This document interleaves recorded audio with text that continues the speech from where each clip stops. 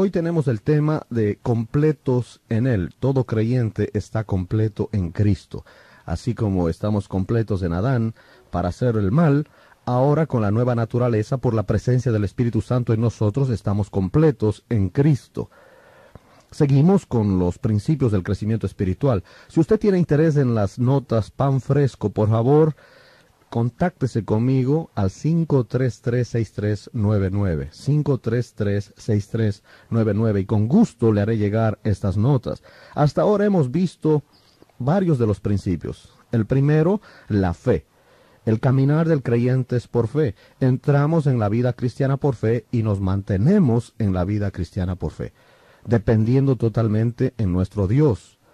El tiempo que Dios toma para darnos el crecimiento es asunto de Él. Dios es el que da el crecimiento. Primero a los Corintios capítulo 3 y el versículo 6.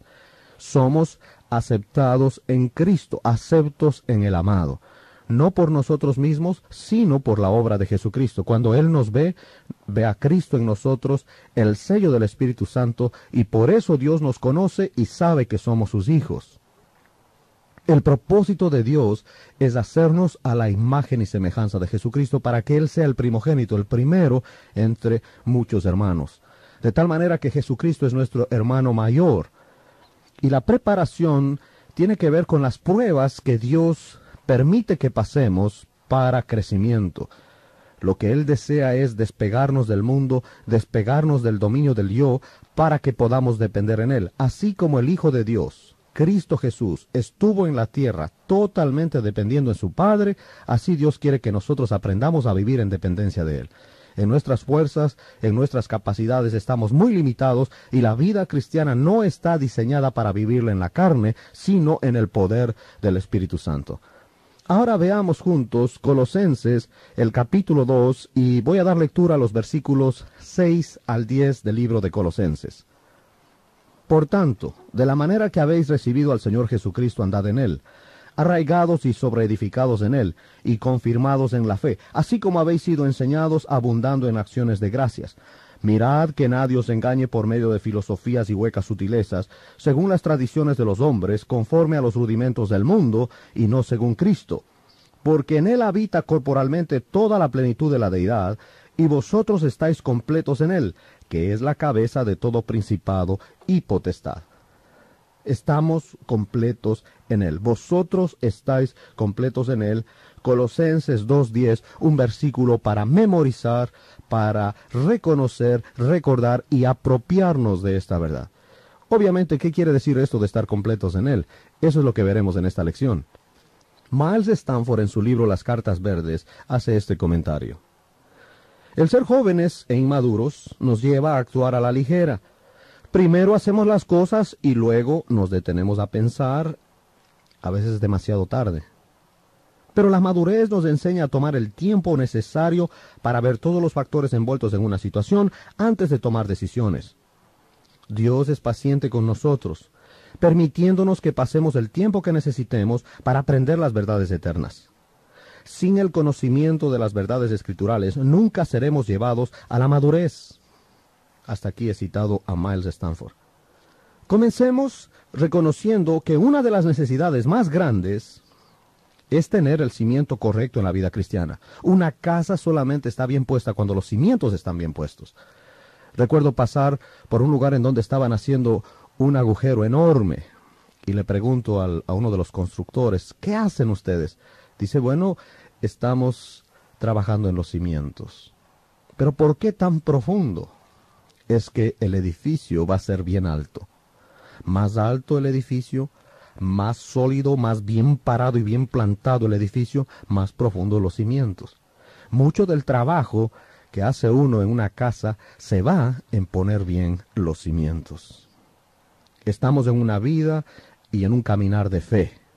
Por tanto, es indispensable un verdadero conocimiento de Dios, de su palabra, que básicamente tiene que ver con nuestros cimientos. La vida eterna es conocer al único Dios verdadero y a Jesucristo, a quien este Dios ha enviado. Dice Juan 17 y el versículo 3. Jesús define la vida eterna no como una cantidad de tiempo, sino más bien como el conocer a Dios. Efesios 1:17 nos presenta la petición de oración que hace Pablo a Dios por los de Éfeso. Y la rogativa de él es que ellos tengan conocimiento y sabiduría espiritual y que Dios alumbre su entendimiento para que sepan lo que ya tienen en Cristo. Esta es la oración que debemos hacer también los unos por los otros. Él no pide nada nuevo. Lo que pide es que los creyentes se den cuenta de lo que ya tienen. En el versículo 18 Pablo pide que Él alumbre los ojos de su entendimiento, su corazón, para que sepan lo que ya les pertenece. Hemos mencionado ya que no podremos confiar en alguien a quien no conocemos. Nuestra confianza siempre va en proporción a nuestro conocimiento. Esto implica que al grado que conozcamos a Dios, hasta ese nivel confiaremos en Él. Al no conocerle, confiaremos en otras cosas, en otras personas. Conocer a Dios es la base de la victoria en la vida cristiana. Obedecer a Dios tiene que ver con la disposición nuestra de creerle y dejar que el Espíritu Santo nos dé el poder, el querer y el hacer la voluntad de Dios. Hay otros versículos. Colosenses capítulo 1, versículos 9 y 10. Nuevamente Pablo ora por conocimiento de su voluntad y conocimiento de Dios. Quiero leer estos versículos. Por lo cual también nosotros desde el día que lo oímos, no cesamos de orar por vosotros y de pedir que seáis llenos del conocimiento de su voluntad en toda sabiduría e inteligencia espiritual, para que andéis como es digno del Señor, agradándole en todo, llevando fruto en toda buena obra y creciendo en el conocimiento de Dios. Aún vemos nosotros en Filipenses del capítulo 3 y 8 cómo se sentía Pablo con respecto a conocer al Señor. Y ciertamente aún estimo todas las cosas como pérdida por la excelencia del conocimiento de Cristo Jesús, mi Señor, por amor del cual lo he perdido todo y lo tengo por basura para ganar a Cristo. Imagínese cómo se sentía Pablo. Todo el conocimiento humano que él tenía, aún religioso, ni siquiera un conocimiento secular, pero religioso. Un hombre que sabía el Antiguo Testamento de corazón, pero no lo entendía. Él estuvo allí cuando mataron a Esteban. Él estuvo persiguiendo a la iglesia, pero conocía el Antiguo Testamento. No lo entendía. Se requiere que el Espíritu Santo abra nuestro entendimiento para poder ver la verdad. Usted puede leer y leer la Biblia, pero se requiere que el Espíritu Santo abra su corazón, abra sus ojos para que usted entienda lo que lee. Esa fue la pregunta que le hizo Felipe al etíope. ¿Entiendes lo que lees? ¿Cómo voy a poder si no hay quien me explique? Dios nos ha dado su palabra para revelarse y solamente a través de ella podemos conocerle. Sabemos de la sabiduría de Dios. Sabemos de su voluntad, de su amor infinito, de su gran poder, de su fidelidad, de su santidad, de su verdad, de su bondad, de su gracia y misericordia. Solo al estudiar la Biblia es que le conocemos. Es solamente a través de su palabra que nosotros podemos conocer lo que le agrada y lo que le desagrada. Y no hay otra manera. Los pensamientos de Dios son más altos que nuestros pensamientos. Nuestros caminos son caminos que nos conducen a la muerte. La palabra de Dios permanece para siempre. La palabra de Dios es vida. La palabra de Dios vive. Es más cortante que toda espada de dos filos y penetra hasta partir el alma. Necesitamos pasar tiempo estudiando, rogando al Espíritu Santo que abra nuestro entendimiento para captar las lecciones maravillosas del crecimiento espiritual. Imaginémonos por un momento a misioneros que van a otros países, países lejanos, donde se habla otro idioma, hay otra cultura, otras costumbres, y tienen que aprender todo eso. Pasan años aprendiendo el otro idioma. El propósito de ellos es ir y explicar acerca de su Dios a personas que nunca han oído. ¿Pero qué dirán? ¿Cómo puede un hombre explicar a un Dios que no conoce? En Isaías el capítulo 1 y el versículo 2 y 3 leemos algo directo. El buey conoce a su dueño. Mi pueblo no tiene conocimiento. También Oseas 4:6, el pueblo perece porque no tiene conocimiento. En todo este mundo hay personas cuyas vidas están siendo destruidas por falta de conocimiento. La vida cristiana victoriosa no es un método o técnica, es Jesucristo viviendo su vida en y a través de nosotros. Pero si no conocemos lo que Él ha hecho y lo que está haciendo, entonces llegamos a ser como el pueblo en el tiempo de Oseas, destruidos por falta de conocimiento. No podemos apropiarnos, no podemos usar lo que no sabemos que tenemos. En 2 de Pedro, el capítulo 3 y el versículo 18, se nos exhorta a crecer en la gracia y el conocimiento de nuestro Señor Jesucristo. En muchas ocasiones Dios usa un cuadro natural o físico para enseñarnos una realidad espiritual. La verdad de estar completos en Él requiere que entendamos la enseñanza acerca de nuestra vida natural en Adán. Con esta verdad aclarada en nuestras vidas, podremos entender nuestra nueva vida espiritual en Cristo. La clave para entender todo esto ha sido una pequeña frase que se usa una y otra vez en Génesis, en el capítulo 1. Y esta frase es: según su género, de acuerdo a su especie. Nosotros venimos de Él y somos como Él. Romanos 5:19. Dentro de nosotros hay una naturaleza pecaminosa egocéntrica. La Biblia le llama a la carne el hombre viejo, los deseos pecaminosos. Es un deseo natural de hacer lo malo. En el libro de Romanos la palabra pecador, lo cual somos todos, resalta en el capítulo 5 y es importante ver cómo se la introduce. En el versículo 19 vemos que un pecador es pecador porque ha nacido pecador, no porque comete pecado. Podemos decirlo de otra manera.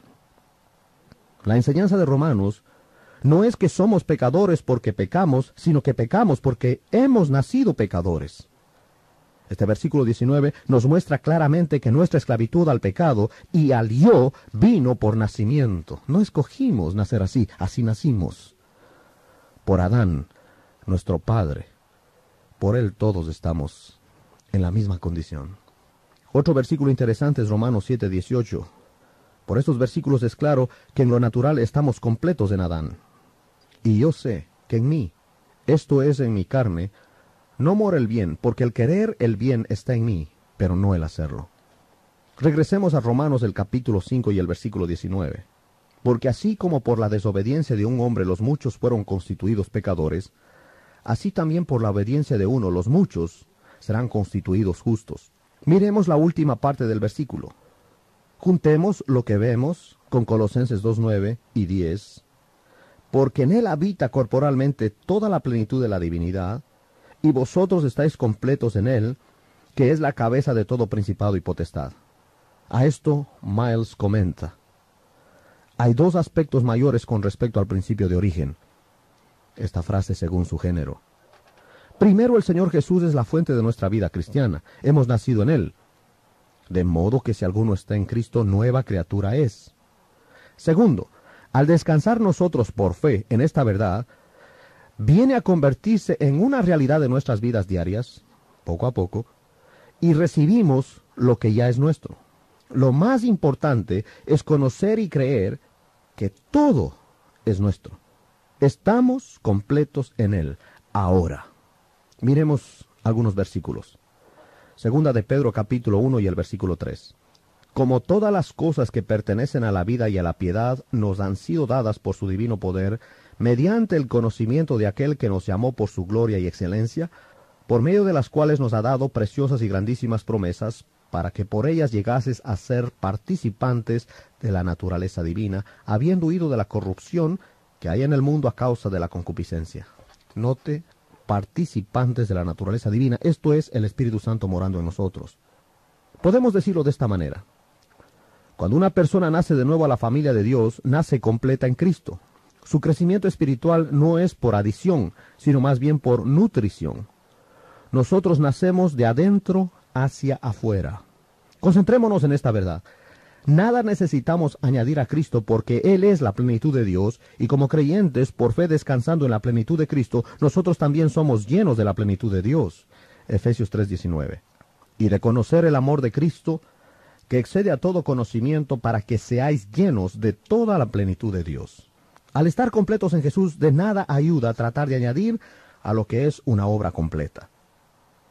¿Cuántos hay que se jactan de ayunar y orar, forzando de esa manera algo que ya está hecho? No hay nada que agregar a la obra perfecta de Dios en Cristo. Él nos ve completos en su Hijo. Nuestra parte no es producir, sino recibir nuestra vida en Cristo. Es en realidad trasladar a Dios a un hombre particular a su vida personal. Eso es realmente formar hombres de Dios. Que el Espíritu Santo tome control de su vida. En 1 Timoteo, si nos concentramos en el versículo 3:16, grande es el misterio de la piedad. Aquí la palabra debe ser santidad. El que ahora seamos hechos a la imagen del Hijo de Dios. Es importante que entendamos esto. Es un misterio. Algo que la mente humana no entiende y que solo se puede entender espiritualmente. Recordemos que la piedad no es el hombre tratando de imitar a Dios. Eso no sería un misterio. Más bien la piedad, que tiene que ver con llegar a ser a la imagen de Cristo, es Dios reproduciéndose en un hombre, es el poder del Espíritu Santo ahora viviendo en un hombre. Y ya no vivo yo, mas Cristo vive en mí, dice Gálatas 2:20. Para mí el vivir es Cristo. Cuando Cristo vuestra vida, eso también Colosenses 3:4. Pablo entendía muy clarito este principio. No yo, sino Cristo en mí. Y lo que ahora vivo en este cuerpo humano lo vivo en la fe del Hijo de Dios, el cual me amó y se entregó a sí mismo por mí. ¿Quién nos cambia? Recordemos 2 Corintios 3:18. Es el Espíritu Santo en la misma imagen de Jesucristo. Si fallamos no entrando a este misterio de la piedad y no descansamos en la obra completa hecha por Cristo a nuestro favor, entonces estaremos tratando de ser santos en nuestros propios esfuerzos. Entraremos a obedecer reglas y estatutos de hombres, cosa que se nos imponen para reprimir la carne, pero no para vencerla. Algunos ejemplos de algunas religiones. Hay quienes piden que tienen que confesar. La confesión sí le ayuda, pero le ayuda con los pecados pasados. No quiere decir que el confesarlo ahora, mañana no lo va a volver a hacer. En la manifestación de dones, eso no quiere decir que usted sea espiritual. Miren 1 Corintios 1:7. La iglesia en Corinto tenía todos los dones. Pero en el capítulo 3, versículos 1 al 3, nos damos cuenta que era una iglesia carnal. El tener dones no quiere decir que sea espiritual. También en el movimiento liberal se enfatiza la asistencia como parte de la espiritualidad. Si alguien no va, no es espiritual.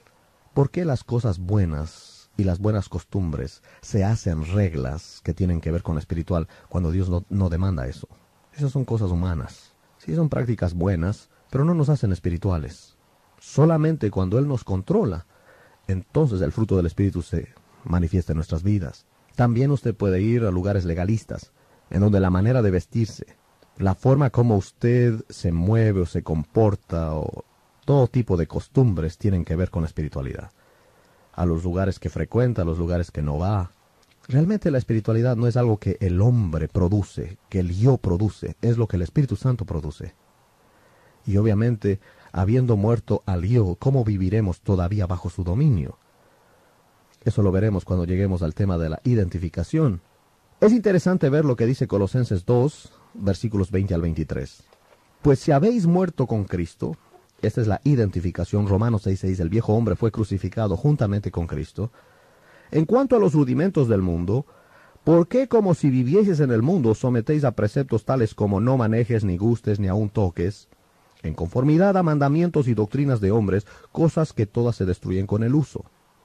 Tales cosas tienen a la verdad cierta reputación de sabiduría, en culto voluntario, en humildad y en duro trato del cuerpo, pero no tienen valor alguno contra los apetitos de la carne. Todas son manifestaciones externas. La realidad es que adentro el yo todavía manda. Y el orgullo, el hacerse como una persona superior a los demás, más espiritual entre comillas, se manifiesta y nos ubica donde debemos estar, como pretenciosos, como hombres pecadores que somos. No hay manera, mis queridos, de producir nosotros la espiritualidad que solamente el Espíritu Santo puede producir. Podemos tratar de copiar, podemos tratar de estar contentos en un momento de dificultad cuando muy adentro estamos agonizando, podemos pretender ante los demás hipócritamente que todo está bajo control, cuando dentro de nosotros desfallecemos. El hombre puede tratar de imitar, tratar de autoengañarse, tratar de pretender lo que no es, pero muy adentro nosotros sabemos lo que realmente somos. Y Dios se encarga de encendernos un faro muy grande y ponernos la luz para mostrarnos lo que somos. No hay paz para un impío, dice Isaías, y lo repite una y otra vez. Y eso tiene que ver para una persona que no está confiando en Dios. No hay paz para un creyente que, siendo salvo por la gracia de Dios, todavía permite que el yugo gobierne su vida y no está completo en Cristo, sino piensa que hay que agregarle algo a la obra de Jesús. Yo tengo que ayudarle. Yo tengo que comportarme bien. No podemos. ¿Cuántas veces oigo la exhortación, hermano, pórtese bien? Y todos ofrecemos que lo haremos, cuando realmente deberíamos decir, hermanos, vivamos dependiendo de Jesús. Oremos diariamente. Tomemos posesión de la armadura de Dios, que la fortaleza sea de Él, no la nuestra. No andemos bajo promesas que no podemos cumplir. Para ser santos necesitamos el poder de Dios, la naturaleza divina dentro de nosotros, el Espíritu Santo produciendo esta vida. Este es el principio que debemos recordar. Y en Cristo estamos completos. Es decir, que esta vida se puede vivir en Él, en el poder de Él. Recordemos esto. Dios toma su tiempo. Él trata con nosotros a la medida de nuestra fe. Usted y yo no podemos forzar el crecimiento, ni en nuestras propias vidas, ni en las vidas de los demás. Usted no puede cambiar a su esposa, ni a su marido, ni a sus hijos. Ore que Dios les dé el crecimiento espiritual. Manténgase en un ambiente en donde la palabra de Dios sea leída, sea estudiada. Participe en una iglesia en donde la palabra de Dios es el centro, no las emociones. En estos días hay más énfasis en alabar a Dios que en conocer a Dios. Y nuestra alabanza está tergiversada porque es más nuestra emoción que realmente nuestro corazón. Seamos cristianos más profundos que la superficie, con raíces profundas en la palabra, enraizados y cimentados en la palabra viva. Y cuando vengan las pruebas más difíciles, no importará, porque el roble estará firme, pero un arbusto, el viento se lo lleva. En Él estamos completos.